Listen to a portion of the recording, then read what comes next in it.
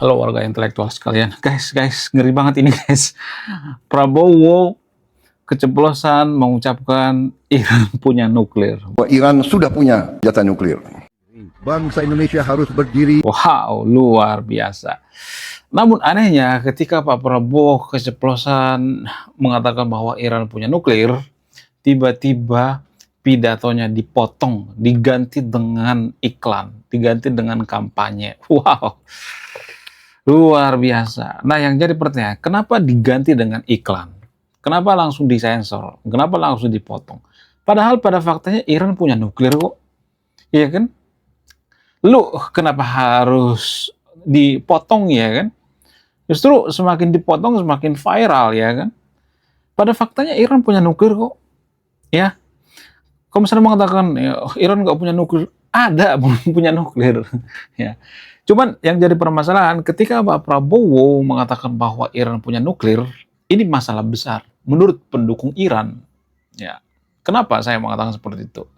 Apakah alasannya karena selama ini Iran mengatakan kita nggak punya nuklir ya? Kemudian pendukung Iran mengatakan Iran itu nggak punya nuklir. Pengamat abal-abal di Konoha mengatakan Iran nggak punya nuklir. Lalu tiba-tiba Pak Prabowo mengatakan bahwa Iran punya nuklir. Apakah ini membuka kedok gitu? Apakah membuka aib gitu? Apakah membuka fakta gitu? Bagaimana fakta yang sebenarnya? Apakah pendukung Iran akan kejang-kejang gitu karena selama ini mereka berbohong gitu? Kemudian apa dampaknya terhadap Konoha? Kalau Pak Prabowo mengatakan Iran itu punya nuklir, apa dampaknya? Apakah rupiah akan semakin anjlok? Apakah pemimpin Iran akan semakin dendam terhadap Konoha gitu? Apakah Amerika akan memanfaatkan ini? Apakah Pak Prabowo akan diadili? Ya, bagaimana fakta yang sebenarnya? Langsung saja kita ke pembahasannya. Mari kita gaskan.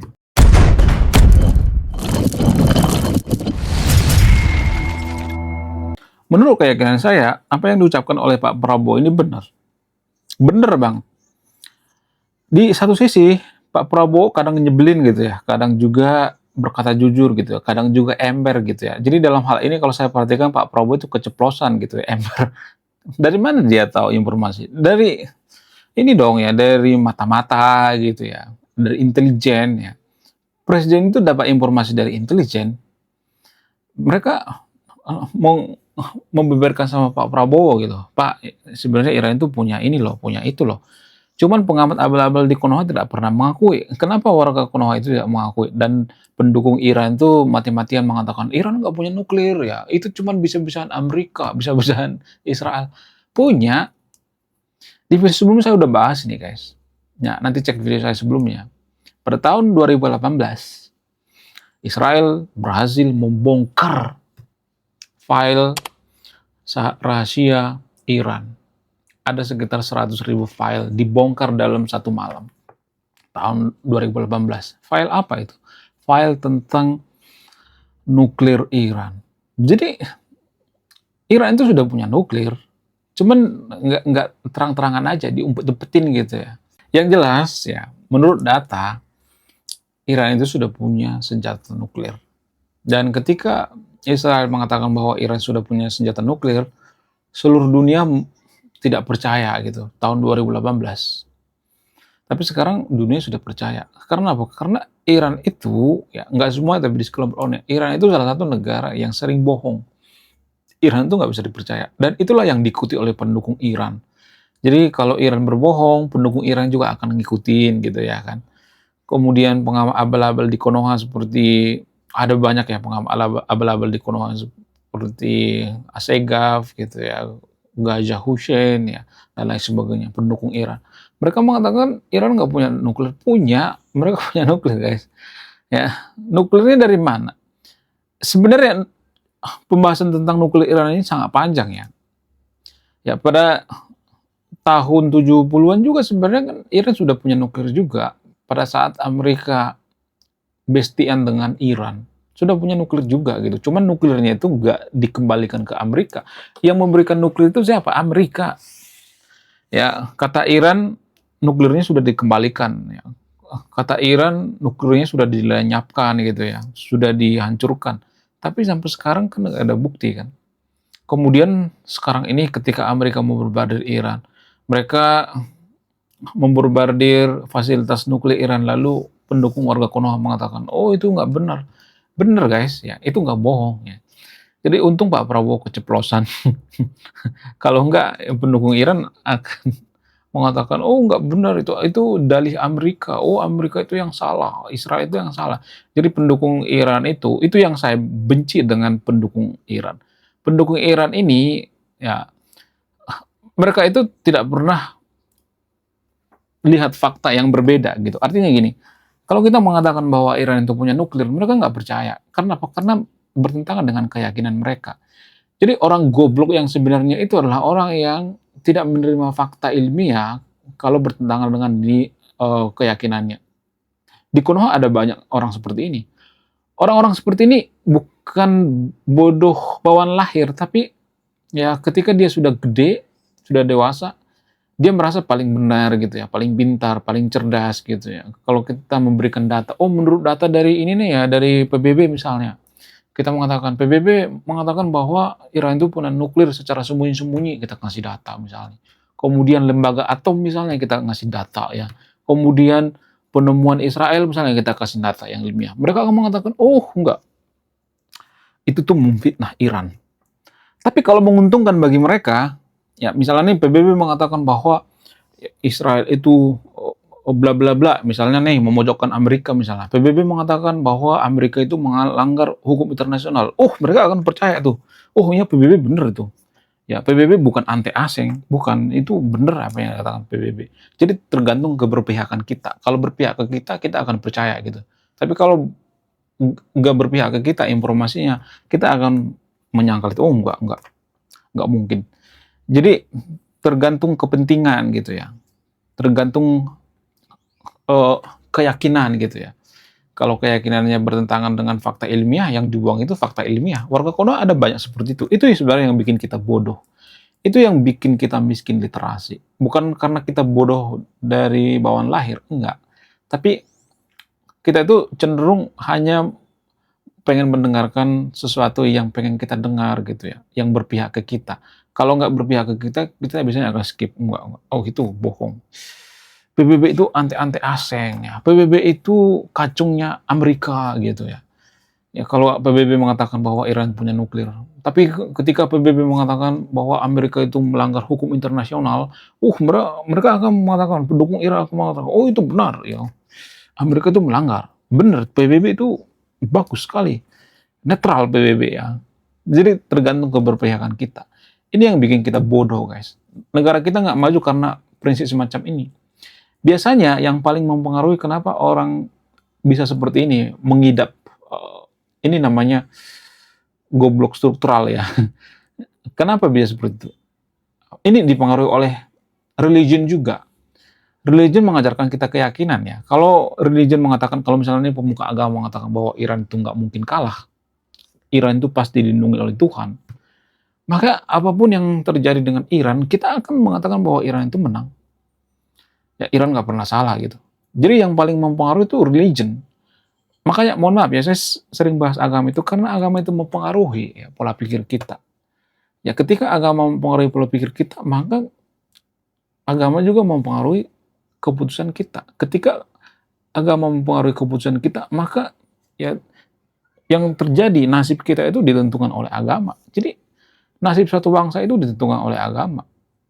Hampir 80% lah. Ada faktor lain seperti keberuntungan ada ya, kemudian faktor genetik ada itu, tapi yang paling berpengaruh itu agama. Ya makanya saya sering bahas agama itu karena banyak keputusan kita sehari-hari itu dipengaruhi oleh agama. Kenapa warga Konoha goblok gitu? Ya kenapa warga Konoha itu tidak menerima kalau ada fakta ilmiah gitu ya? Misalnya nih ya, mereka meyakini bahwa bumi itu datar gitu. Lalu kita memberikan data ilmiah, bumi itu bulat. Mereka nggak akan terima karena apa? Karena dipengaruhi oleh agama. Ya, dalam agama mereka mengatakan bahwa bumi itu datar. Ya kalau bertentangan dengan keyakinannya, mereka akan buang data ilmiah. Mereka akan lebih percaya dengan keyakinannya. Itu yang bikin kita goblok. Ini sorry to say ya. Ya artinya penafsiran agama kita itu bisa bikin kita goblok gitu ya. Saya tidak menyalahkan agamanya, disclaimer-nya, jangan diplesetin ya. Penafsirannya gitu ya. Ya, kalau kita menganggap bahwa bumi itu datar, penafsiran agama itu kan penafsiran ya. Ya bisa aja ditafsirkan bulat kan. Ya kan agama itu kan bisa seperti karet kan, ditarik-tarik ke sana kemari kan tanpa kita sadari. Bisa bikin seseorang goblok guys. Jadi makanya saya sering bahas agama karena agama itu mempengaruhi guys. Ya mempengaruhi seseorang itu, apakah seseorang itu cerdas atau tidak gitu. Penafsiran agama itu sangat mempengaruhi ya. Jadi sama halnya dengan warga Konoha gitu. Ya, warga Konoha kan sangat mendukung Iran yang mati-matian gitu ya. Apapun yang terjadi Iran yang menang. Jadi kalau keyakinannya bertentangan maka mereka akan menolak itu. Enggak semuanya tapi disclaimer on ya. Saya tidak akan menyimpulkan ya, Anda yang menyimpulkannya. Saya tidak pernah memberikan kesimpulan ketika saya bikin video. Kenapa? Karena kebenaran itu sangat mahal harganya gitu. Kebenaran itu bisa aja di pihak lawang gitu ya, bisa di pihak musuh gitu ya. Tidak hanya di pihak kita. Sementara pendukung Iran itu menganggap bahwa kebenaran di pihak mereka, padahal mereka bisa aja kalah gitu ya, bisa saja salah gitu ya. Kenapa Iran kalah? Ya karena Iran itu goblok lah gitu ya, bodoh gitu. Kalau Iran itu cerdas, Ayatollah Ali Khamenei tidak akan meninggal, nggak akan meninggal. Itu sudah menjelaskan segalanya. Kenapa dolar naik? Ya karena orang-orang berpikir bahwa Amerika masih kuat.